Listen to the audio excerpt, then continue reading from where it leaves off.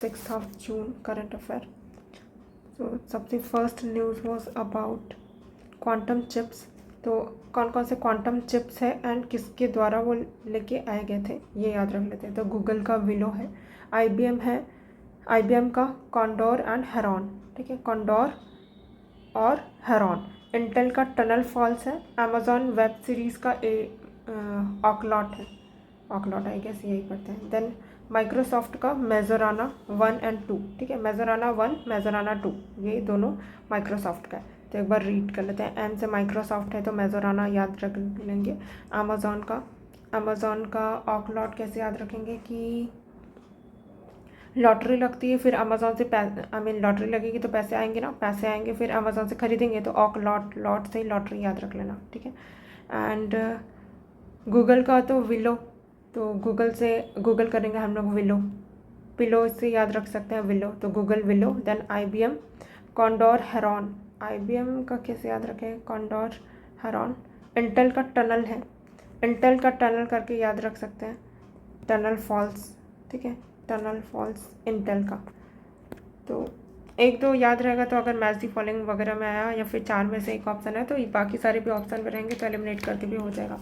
तो माइक्रोसॉफ्ट का मेजोराना, AWS मतलब अमेजॉन वेब सर्विसेज का ऑकलॉट, फिर गूगल का गूगल विलो एंड IBM का कॉन्डोर हेरॉन, इंटेल का टनल फॉल्स. एक दो बार और रिवाइज करेंगे फ्रिक्वेंटली तो याद हो जाना चाहिए. Then coming to the wetlands. तो वेटलैंड के बारे में क्या क्या इन्फॉर्मेशन है, ये बेसिकली मेंस के लिए है. वैसे तो इसको मेंस करके डालती रहती हूँ मैं. ओके. तो वेटलैंड्स में क्या है, जो वेटलैंड्स होते हैं वो बायोडाइवर्सिटी हॉटस्पॉट होते हैं. कवर करते हैं only 6% of the earth's land surface, लेकिन सपोर्ट करते हैं 40% of the plant and animal species. तो वेटलैंड को याद रखना कि सिर्फ 6% ही है ये अर्थ के लैंड सरफेस का, लेकिन 40% के आसपास एनिमल एंड प्लांट स्पीसीज को ये क्या करता है, सपोर्ट करता है. तो कितना ज़्यादा इंपॉर्टेंट है ये बता रहा है ये. ठीक है, तो उसको हम इंट्रोडक्शन में भी लिख सकते हैं जब वेटलैंड के ऊपर क्वेश्चन आएगा कि वेटलैंड कैसे बायोडाइवर्सिटी को सपोर्ट कर रहे हैं. तो 6% होने के बावजूद वो 40% प्लांट एंड एनिमल स्पीसीज को सपोर्ट कर रहे हैं. देन प्रोवाइड करते हैं critical habitat and the breeding grounds for the wild life. Provide करता है critical habitat and breeding grounds for the wild life के लिए ब्रीडिंग ग्राउंड है एंड हैबिटेट भी बहुत क्रिटिकल है. ठीक है. फिर वाटर प्योरीफायर की तरह काम करता है, फिल्टर करता है पॉल्यूटेंट्स को, इम्प्रूव करता है कि वाटर की क्वालिटी को, है ना. तो pollutant and improve the water quality. Then known as the kidneys of the landscape का किडनी बोला जाता है इसको, क्योंकि फिल्टर कर रहा है, इसलिए किडनी का काम भी तो बॉडी में फिल्टर करना ही होता है. ठीक है. देन क्लाइमेट रेगुलेटर्स, क्लाइमेट को रेगुलेट करता है. कैसे क्लाइमेट को रेगुलेट कर रहा होगा, स्टोर करेगा large amount of the carbon in the soil and agitation पता नहीं क्या पढ़ते हैं इसको. तो कार्बन को, लार्ज अमाउंट ऑफ कार्बन है उसको क्या करता है, सॉइल में रखा रहता है. तो जैसे सॉइल ऑर्गेनिक कार्बन है ना वैसे वाला. तो क्या हो रहा है, कार्बन सिक्वेस्ट्रेशन का एग्जांपल है ये वेटलैंड्स. देन हेल्प करता है मिटिगेट करने में climate change as effective carbon sinks. Mitigate करने में क्लाइमेट चेंज को हेल्प करता है क्योंकि इफेक्टिव कार्बन सिंक है. फिर नेचुरल डिजास्टर बफर. तो जब भी अगर डिजास्टर आता है तो बफर की तरह काम करता है. कैसे, क्योंकि ये रिड्यूस कर देगा impact of the floods, storms, surge, hurricanes and the tsunami. फिर प्रोटेक्ट करता है कोस्टल कम्युनिटीज़, यहाँ पर से हट गया तो कोस्टल कम्युनिटी से उनको प्रोटेक्ट करता है एक्सट्रीम वेदर इवेंट से. क्योंकि जैसे यहाँ पे कोई कम्युनिटी रह रही है कोस्टल वाली और यहाँ पे वेटलैंड्स है तो यहाँ पर जो फ्लड आएगा या फिर सुनामी आएगी तो उसका इम्पैक्ट कम हो जाएगा ना, क्योंकि यहाँ पर बफर क्रिएट हो गया है वेटलैंड्स के कारण.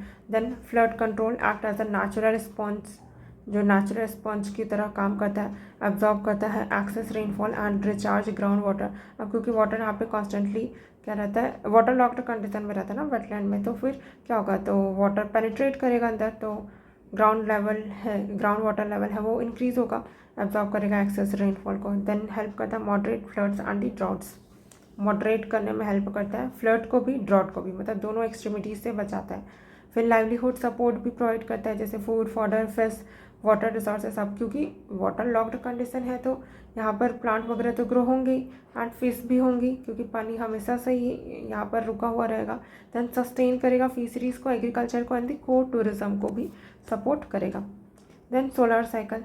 तो अच्छा पहले इसको रिकॉल कर लेते हैं। वेटलैंड कहाँ कहाँ पे हमने पढ़ा, एक तो क्लाइमेट चेंज को मिटिगेट करने के लिए, एंड देन वाटर को प्योरीफाई करने में, फिर नेचुरल स्पंज की तरह काम करता है, और फ्लड कंट्रोल, ये सब डिज़ास्टर के टाइम पे बफर, एंड कोस्टल कम्युनिटीज़ हैं उनको एक्सट्रीम वेदर इवेंट से बचाता है। 6% ऑफ दी अर्थ लैंड को कवर करता है, लेकिन 40% of the plant and animal species को होस्ट करता है। फिर क्रिटिकल हैबिटाट है, ब्रीडिंग ग्राउंड है वाइल्ड लाइफ के लिए, फिशरीज वगैरह इन सबको सस्टेन करता है। एग्रीकल्चर, को टूरिज्म, अब क्योंकि वेटलैंड में टूरिज्म के लिए भी आते हैं, क्योंकि यहाँ पर जो प्लांट्स वगैरह रहते हैं थोड़े अलग वैरायटी के होते हैं, और यहाँ पर जो स्पीसीज़ भी होती है एनिमल की वो भी बहुत अलग वैरायटी के होते हैं, इसलिए इको टूरिज्म को भी प्रमोट करता है।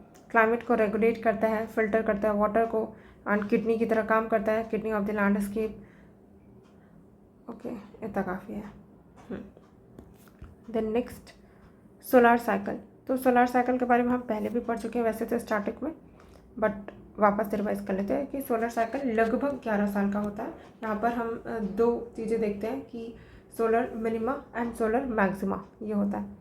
तो इसमें क्या होता है, the solar cycle is a periodic rhythm of the magnetic activity that sun undergoes every 11 year. Magnetic activity होती है उसका पेरियोडिक रिदम है, जहाँ पर सन अंडरगो होता है हर साल मतलब कि हर 11-11 साल में, ठीक है, तभी ना साइकिल कहला रहा है सोलर साइकिल। फिर मैकेनिज्म क्या होता है, अब इसमें क्या होगा कि जो सन होता है वो कंपोज होता है इलेक्ट्रिकली चार्ज गैस, जिसको हम लोग प्लाज्मा बोलते हैं। प्लाज्मा एक थर्ड स्टेट है मैटर का, एक तो थर्ड बोलती हूँ, फोर्थ स्टेट है, राइट, क्योंकि पहला क्या है, सॉलिड है, देन लिक्विड, फिर गैस। तो जो फोर्थ स्टेट है मैटर का दैट इज़ प्लाज्मा, ठीक है। ये ना तो प्रॉपरली लिक्विड रहता है ना तो गैस रहता है, इन दोनों का ऐसे बीच का कंडीशन रहता है, उसको बोलते हैं plasma. That generates a massive magnetic field. तो जो सन है वो कंपोज्ड है क्या से, electrically charge gas, electrically charge gas जिसको प्लाज्मा बोलते हैं, जो कि जनरेट करता है मैसिव मैग्नेटिक फील्ड, बहुत सारी मैग्नेटिक फील्ड जनरेट करेगा, वो अर्थ तक भी आती है ना। देन एवरी 11 ईयर में this field undergoes a flip north south pole switch. तो ये क्या होता है, सन में चेंज आते रहता है, नॉर्थ एंड साउथ इसका चेंज होते रहता है हर 11 साल में। तो मान लेते हैं कि आज की डेट पे अगर सन का नॉर्थ पोल ये है, ये साउथ पोल है, तो अगले 11 साल में ये साउथ पोल ये नॉर्थ पोल हो जाता है, ठीक है। then this periodic cycle undergoes distinct phases, अलग अलग फेजेस से होकर जाता है। सोलर मिनिमा मतलब कि क्या, cycle begins at the solar minimum, low activity and few sun spots. Activity कम होगी, है ना, एक्टिविटी कम हो रही होगी, एंड सन स्पॉट्स जो होंगे ना वो कम होंगे, फ्यू, ठीक है। सन स्पॉट क्या होता है, सन में जो स्पॉट आएगा तो बाकी जगह एक्टिविटी हो रही होगी, यहाँ पर नहीं हो रही होगी, तो ये सन स्पॉट है, मतलब ये कूलर रीजन जो होगा सन का उसी को सन स्पॉट बोल देते हैं। तो वो डार्क रहता है, cooler region on the sun caused by the strong magnetic activity के कारण ये कॉज होता है।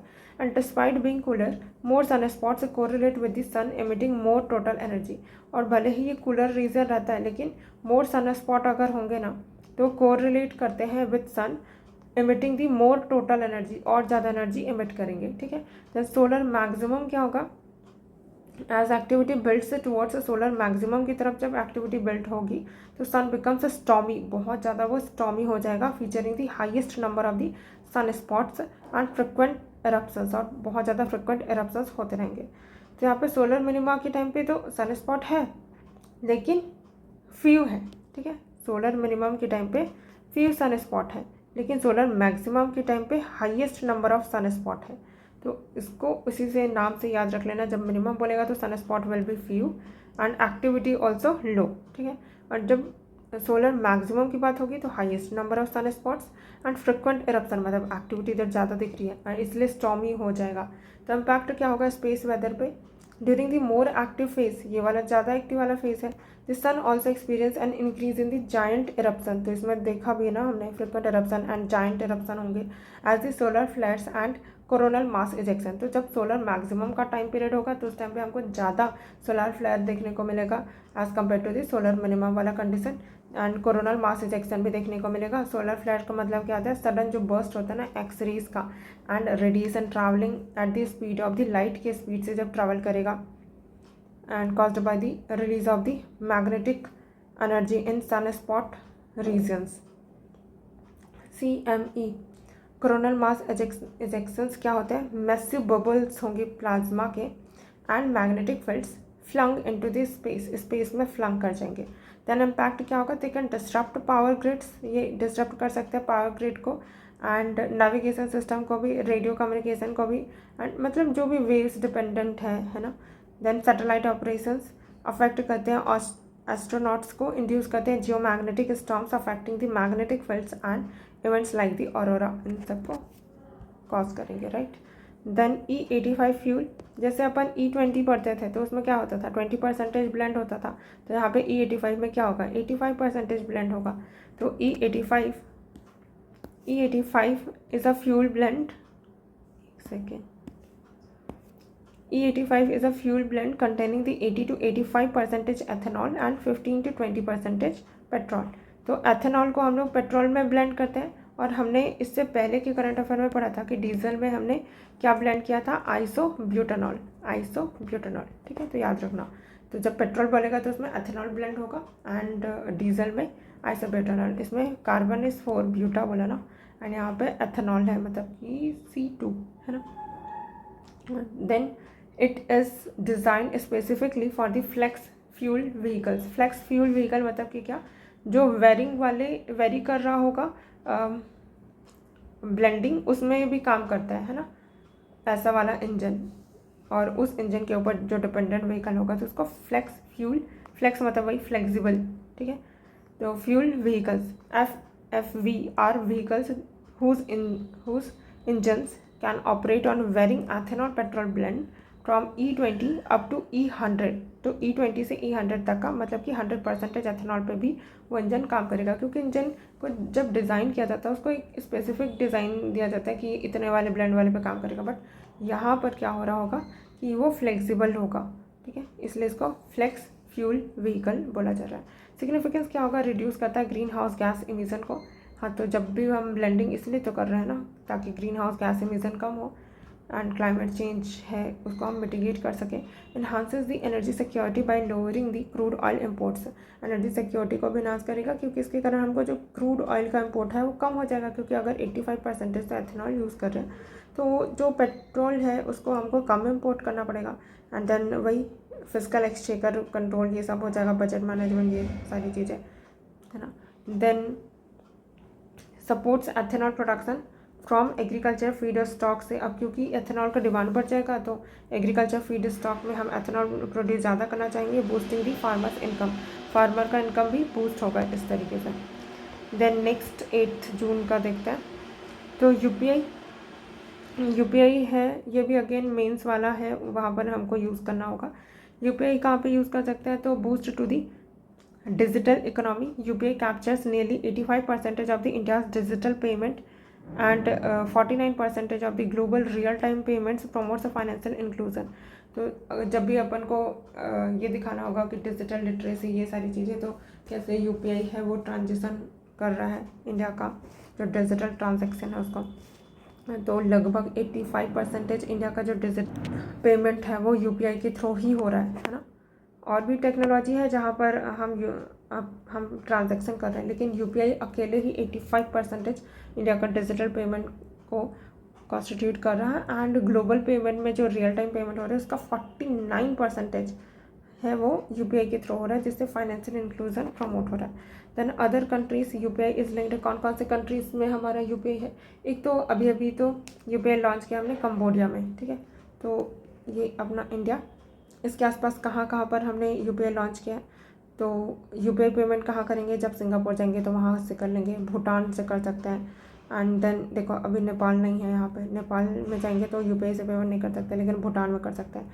श्रीलंका जाएंगे तो हाँ कर सकते हैं। देन इधर फ्रांस में कर सकते हैं, मॉरिशियस, देन कतर हो गया, एंड यूएई भी होगा, इधर यूएई, इधर कतर, देन फ्रांस हो गया। हाँ ठीक है, तो इतने सारे हैं जगह जहाँ पर हम, अच्छा कंबोडिया छूट गया था, कंबोडिया, जहाँ पर हम यूपीआई से पेमेंट कर सकते हैं। कितने हैं? 1 2 3 4 5 6 7 और ये 8 जगह पे हम अभी यूपीआई यूज़ कर सकते हैं। जो इंडिया के आसपास वाले में कौन कौन सा? भूटान, श्रीलंका, मॉरिशस 3 ठो, और ये अरब कंट्रीज़ में से 2 ठोक है, यूएई एंड कतर, एंड इधर साउथ ईस्टर्न वाली कंट्रीज़ में से, साउथ ईस्ट एशिया वाली कंट्रीज़ में से सिंगापुर एंड कंबोडिया, कहाँ गया ये, एंड यूरोपियन कंट्रीज़ में से तो अभी तक सिर्फ फ्रांस के साथ किया है। ठीक है, बाद में इसका निमोनिक और याद करेंगे, पहले बाकी और कुछ कंट्रीज़ अगर इंक्लूड होंगी तो साथ में निमोनिक बना लेंगे, नहीं तो बार बार निमोनिक चेंज करना पड़ेगा। एंड देन अच्छा, मैंने यहाँ पर ऐसे करके बनाया हुआ है, इसको ऐसे बॉर्डर बना दिया था। तो ई गवर्नेंस में के रिगार्डिंग क्या डेटा है, तो अगेन ये भी मेंस का ही है, ई गवर्नेंस। सो ई गवर्नेंस क्या होता है, it refers to the use of information and the communication technology. Information and communication technology को यूज़ करना किस में, इन गवर्नेंस, नाम में ही गवर्नेंस है, तो इंफॉर्मेशन एंड टेक्नोलॉजी को जब हम गवर्नेंस में यूज़ करते हैं एंड पब्लिक एडमिनिस्ट्रेशन में यूज़ करते हैं, उसको बोलते हैं ई गवर्नेंस। इसका एम क्या है कि हमको ज़रूरत ही क्यों पड़ी है इंफॉर्मेशन एंड कम्युनिकेशन टेक्नोलॉजी को गवर्नेंस एंड एडमिनिस्ट्रेशन में इंक्लूड करने की, ताकि इफिशिएंसी इंप्रूव हो, ट्रांसपेरेंसी हो, accountability, responsiveness and citizen participation हो। Transformative role of e governance in India. तो क्या क्या ट्रांसफॉर्मेटिव रोल प्ले किया है ई गवर्नेंस ने, तो कहाँ कहाँ पे हमने इंफॉर्मेशन कम्युनिकेशन टेक्नोलॉजी को यूज़ किया है एडमिनिस्ट्रेशन या गवर्नेंस में।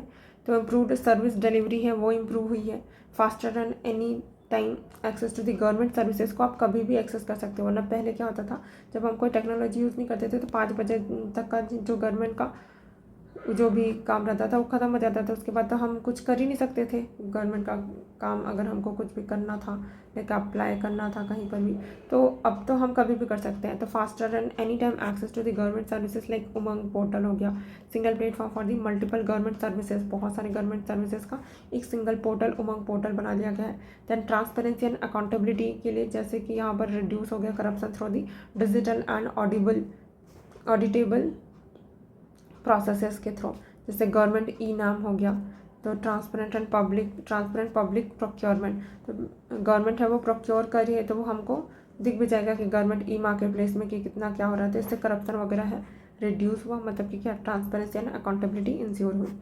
दैन फाइनेंशियल इंक्लूजन कैसे हुआ, एक्सपांड किए गए ना डिजिटल पेमेंट्स एंड बैंकिंग को, तो for example UPI, instant cashless digital transaction, तुरंत ही आप कैशलेस डिजिटल ट्रांजैक्शन कर सकते हो, तो इससे फिर डायरेक्ट बेनिफिट ट्रांसफर, ये सब जैम ट्रिनिटी ये भी डाल सकते हैं यहाँ पे। And then citizen empowerment, easier grievance redressal and consumer protection, easier तरीके से ग्रीवांस को रिड्रेस किया जा सकता है एंड कंज्यूमर को प्रोटेक्ट किया जा सकता है, क्योंकि आपको फिजिकली जाके कंप्लेन करने की ज़रूरत नहीं है, जैसे ई जागृति हो गया जहाँ पे ऑनलाइन कंज्यूमर कंप्लेन किया जा सकता है, फाइन एंड ट्रैक भी किया जा सकता है कि उनका जो भी कंप्लेन है उसका कोई रिजोल्यूशन या रिड्रेसल आया कि नहीं आया, है ना। तो सिटीजन को और एम्पावर कर रहे हैं। दैन लास्ट माइल कनेक्टिविटी, अब हर जगह पर तो आप जो गवर्नमेंट का इंस्टीट्यूशन है वो नहीं जा सकता, तो लास्ट माइल कनेक्टिविटी हम डिजिटली कर सकते हैं, एक्सटेंड करेगा गवर्नेंस को टू द रिमोट एरियाज, जैसे कॉमन सर्विस सेंटर बना दिए जाते हैं। Then capacity building of the government officials, तो जो भी गवर्नमेंट के ऑफिशियल्स हैं उनकी कैपेसिटी बिल्डिंग कर देना, जैसे कि IGOT कर्मयोगी प्लेटफॉर्म, यहाँ पे तो जो भी पब्लिक एडमिनिस्ट्रेटर्स हैं उनको ट्रेन किया जाता है ना, for training and efficiency improvement of the civil servants. And then citizen participation encourage करता है public engagement in the policy making, for example my government platform. तो सिटीजन पार्टिसिपेशन क्या होगा यहाँ पर, जैसे यहाँ पर इनकरेज किया जाएगा public engagement in the policy making, right. तो पब्लिक है वो इंगेज कर सकती है कि गवर्नमेंट जो भी इनिशिएटिव वगैरह कर रही है तो वहाँ पर उनको कैसे इंप्रूव किया जा सकता है, ये सारी चीज़ें सिटीजन पार्टिसिपेशन।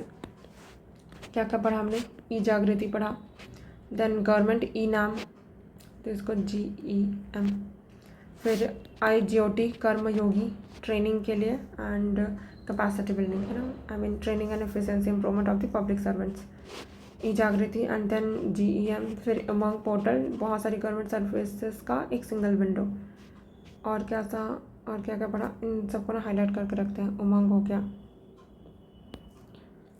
इसमें करते हैं उमंग, फिर GEM, UPI, ई जागृति, कॉमन सर्विस सेंटर, IGOT कर्मयोगी, माई गवर्नमेंट प्लेटफॉर्म।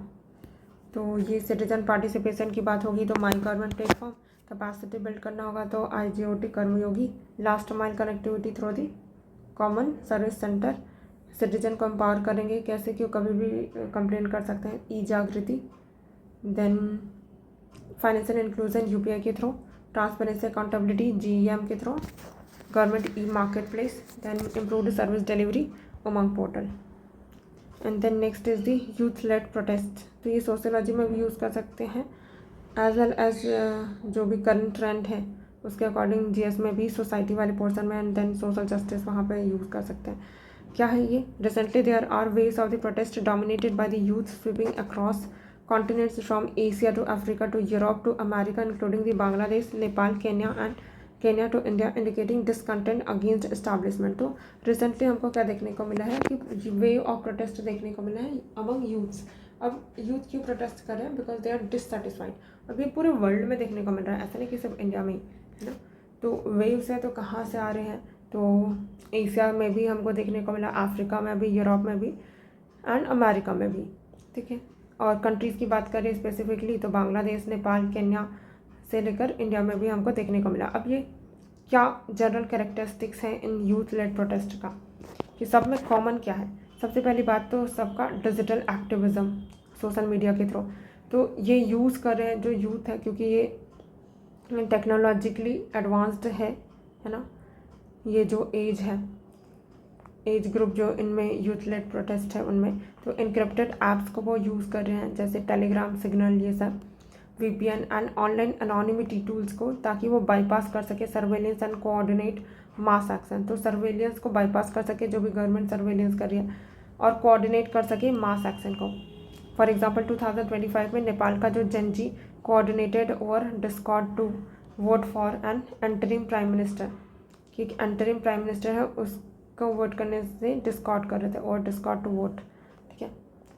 तो ये था देन हाईली इशू बेस्ड है कि यूथ लेड प्रोटेस्ट, इन लोग प्रोटेस्ट कर क्यों रहे हैं? एक पर्टिकुलर इशू के अगेंस्ट ये ऑर्गेनाइज हो रहे हैं, है ना, कोऑर्डिनेट कर रहे हैं मास एक्टिविटी।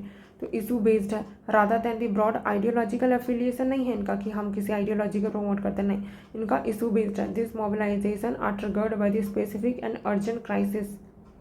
जैसे बांग्लादेश 2024 प्रोटेस्ट हुआ था, वो controversial quota system for the government job से, जो भी गवर्नमेंट जॉब में कोटा सिस्टम था कंट्रोवर्शियल, उसके अगेंस्ट था, उसके कारण ट्रिगर्ड हुआ था। देन ट्रांसनेशनल रीच है, मतलब एक कंट्री तक ही सीमित नहीं है।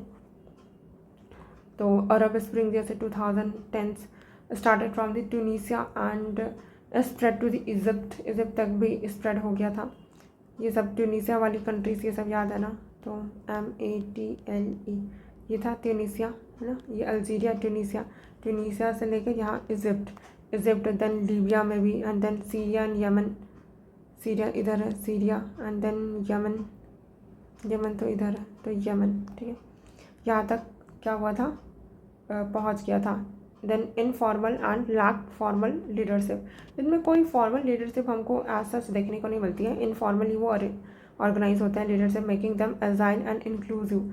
एजाइल भी रहते हैं ना, इंक्लूसिव भी, क्योंकि कोई लीडर है नहीं तो कोई बताया करने की कौन कौन इसका पार्ट हो सकता है, तो सब ही इंक्लूड हो जाते हैं इशू के अराउंड, है ना।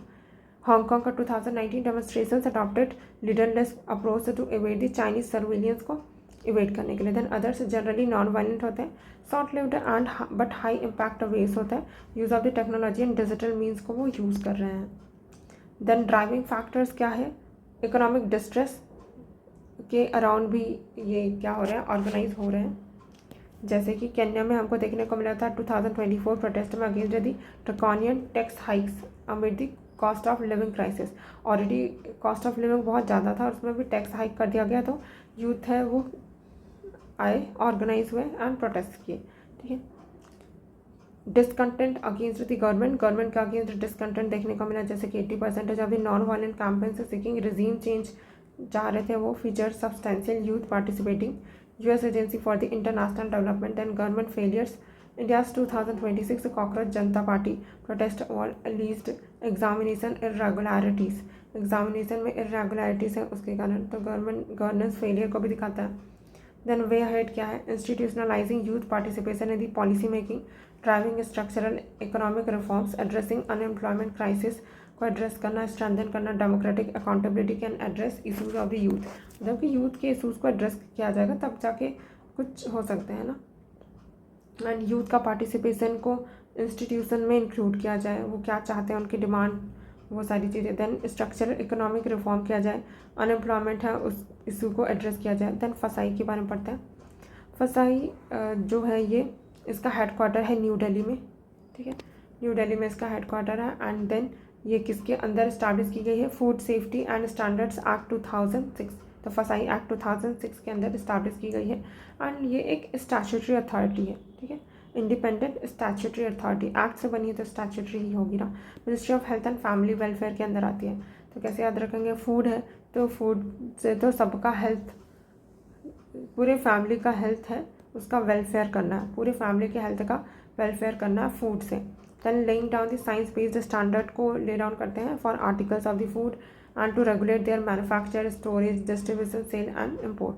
तो जो भी फूड होता है, फूड आर्टिकल्स होते हैं, उनका मैन्युफैक्चरिंग को भी रेगुलेट करते हैं, स्टोरेज भी, डिस्ट्रीब्यूशन, सेल एंड इम्पोर्ट भी। It is also responsible for licensing and registration, और दी फूड बिजनेस ऑपरेटर्स हैं उनको भी लाइसेंसिंग देते हैं, उनका रजिस्ट्रेशन देखते हैं, जैसे होटल वगैरह ये सब हो गया, बिजनेस जो भी कर रहे हैं फूड बिजनेस ऑपरेटर्स हैं। Monitoring safety. देन कंपोजिशन क्या होता है, फसाई में एक चेयरमैन होता है, 22 मेंबर्स होते हैं, 1/3 मस्ट बी वुमेन। बोलो क्योंकि इसको हम कैसे याद रखेंगे, क्योंकि फूड ज़्यादा वुमेन बनाती है तो उनको ज़्यादा आइडिया रहता है, इसलिए हमने फसाई में क्या रखा, 1/3 तो वुमेन ही रखा। तो 22 मेंबर है, चेयरमैन में तो नहीं होगा ना, तो 1/3 इसका, तो 3 7 21, लगभग 7 मेंबर वुमेन होंगी, है ना। तो 1/3 मतलब कि 33% वुमेन होंगी, और 1 चेयरमैन एंड 22 मेंबर्स होंगे, 22 मेंबर्स, ठीक। देन 5th जनरेशन एयरक्राफ्ट, कौन कौन से 5th जनरेशन एयरक्राफ्ट है, एयरक्राफ्ट में 5th जनरेशन में यूएस के पास F-22 रैप्टर है, F-22 रैप्टर 5th जनरेशन है। F-35 भी 5th जनरेशन है, लाइटनिंग। तो चाइना का Chengdu J-20, then Shenyang J-35। India का AMCA है, advanced medium combat aircraft in pipeline. Russia का सुखोई 57 है, तो रसिया का है सुखोई, ठीक है, एयरक्राफ्ट है, रसिया का सुखोई है। यूएस का F-22 F-35, F-22 F-35, F-22 में रैप्टर, F-35 में लाइटनिंग 2। देन चाइना का C से चाइना, C से Chengdu and Shenyang, and India का AMCA, ठीक। द नेक्स्ट पायरो प्रोसेसिंग, मतलब पायरो का नाम से ही समझ आ रहा है, कुछ आग होगा, हीट होगी, है ना। तो it is a way to change solid material physically और chemically using the high temperature. वही हाई टेम्परेचर करते हुए अपन को चेंज करना होगा सॉलिड मटेरियल को, या तो फिजिकली चेंज कर दो या केमिकली चेंज कर दो। तो ये ड्राई प्रोसेस है एंड वेरी एनर्जी इंटेंसिव है, एनर्जी इंटेंसिव मतलब एनर्जी ज़्यादा यूज़ होगी ना हाई टेम्परेचर लाने के लिए। देन एप्लीकेशन क्या होगा कि सीमेंट मेकिंग में हम यूज़ कर सकते हैं, जो भी ऐश वगैरह निकलेगा, limestone, clay, iron are melted to form clinkers which in turn produce the cement. फिर मेटलर्जी में यूज़ कर सकते हैं, एक्सट्रैक्ट कर सकते हैं मेटल को from their ores, calcining, heating limestone to yield the lime. Then nuclear power में यूज़ कर सकते हैं to reprocess spent nuclear fuel को स्पेंड करने के लिए। देन ग्रैंड स्लैम टूर्नामेंट, तो ग्रैंड स्लैम टूर्नामेंट है वो 125th एडिशन हो रहा है of the French open. One of the 4 grand slam tournament were recently concluded. तो यहाँ पे मेन सिंगल्स चैंपियन कौन रहे हैं, अलेक्जेंडर, लड़का है अलेक्जेंडर, क्योंकि यूपीएससी हमेशा ही स्विच कर देते हैं इसको, तो याद रखना। मेन सिंगल्स में अलेक्जेंडर होगा, जर्मनी के हैं ये, जर्मनी, ठीक है, अलेक्जेंडर जर्मनी, ठीक है। एंड देन ये मेडिटेरेनियन वाला रीजन इधर ही है ना, इधर जर्मनी। देन वुमेन सिंगल्स में मीरा, नाम से ही समझ आ रहा है, मीरा करके याद रख लेना, रसिया की है ये, मिर्रा एंड्रीवा। तो ये फ्रेंच ओपन में जीते हैं, ठीक है। अब ग्रैंड स्लैम टूर्नामेंट होता क्या है, तो इसमें 4 मेजर टूर्नामेंट होते हैं, एनुअली प्ले किया जाता है इन अ क्रोनोलॉजिकल ऑर्डर, ठीक है।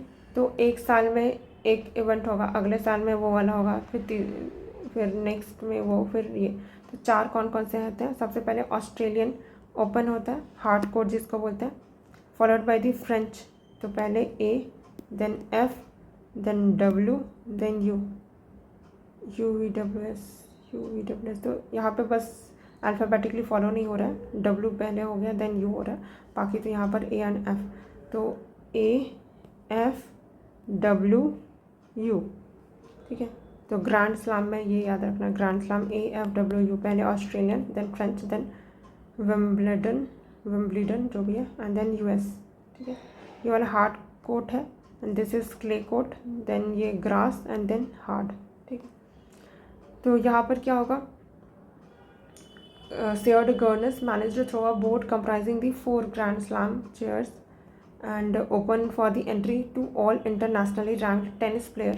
सारे जो रैंक्ड हैं वो टेनिस प्लेयर्स, तो ये बेसिकली ग्रैंड स्लैम है वो टेनिस के लिए है, टेनिस प्लेयर्स के लिए, विथ अ रैंकिंग ऑफ 500 और बेटर, उन टेनिस प्लेयर के लिए जिनका 500 का रैंकिंग है या उससे भी ज़्यादा अच्छा है, ठीक है। माइनर होंगे under the age of 14 not eligible for the entry, 14 से कम वाले नहीं होंगे एलिजिबल। देन डबल्स भी होगा यहाँ पे, uses the better of the players individual singles और the doubles ranking. A player below 500 rank में still be able to compete through the wild card के थ्रू आ सकते हैं, ठीक है। 500 रैंक से अगर कम है तो वाइल्ड कार्ड एंट्री जो होती है ना उसके थ्रू आ सकते हैं, भले ही उनको अलाउड नहीं है वैसे तो, क्योंकि 500 और बेटर रैंकिंग वाले हैं। देन वाइल्ड कार्ड जो प्लेयर्स होंगे, players include in the tournament drawn at the sole description of the individual grand slam event. उस इंडिविजुअल ग्रैंड स्लैम इवेंट में अगर किसी को बोल दिया गया कि अच्छा आप तो वाइल्ड कार्ड प्लेयर हो तो आ जाएंगे, वो एकदम डिस्क्रिप्शन है, किसी का राइट नहीं है ये। There is no limit to the total number of the wild card, कितने लोग आएंगे वो नहीं पता है, आई मीन कोई डिसाइडेड नंबर नहीं है। And individual player may receive to compete in the grand slam tournament. Prize क्या होगा, on side prize money based on the performance of the player. तो ऑन साइड प्राइस मनी होती है कि player कैसा perform कर रहा है उसके बेसिस पे उसको प्राइस दे दिया जाएगा, ठीक है। तो next we will do 9th and 10th June का।